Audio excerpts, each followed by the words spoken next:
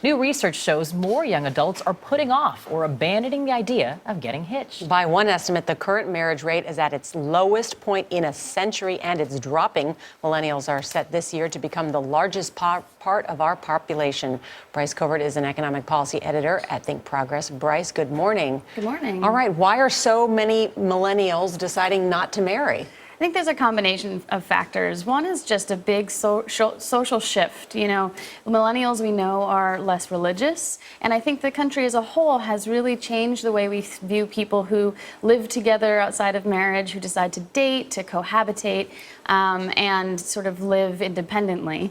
But there also are big economic factors here. You know, the millennial generation has graduated into a really tough economy. For them, it really hasn't recovered. Their wages are still really depressed. They've got a lot of student debt, college degrees they may not be able to use. Well, wouldn't that make them more likely to want to marry then? I think actually in this country we've really changed from thinking of marriage as something you do to become financially stable and something you want to do after you're already financially stable. It costs a lot of money to get married if you want to do a big event.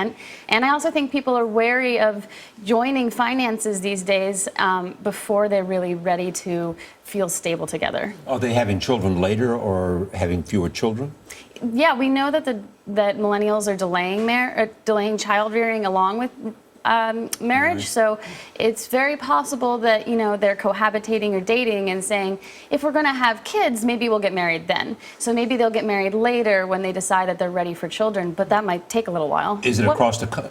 Oh, no, I was just going to say, I think we're thinking the same thing. Yeah. Does geography play a role? Exactly. Because it seems like so many people are migrating to big cities, and in big cities, people think, I'll delay having kids. That's something that you hear, especially in a city like New York. Yeah, New York is definitely a place where we know that there's a lot less likelihood that a millennial is going to get married compared to somewhere else like Denver, say.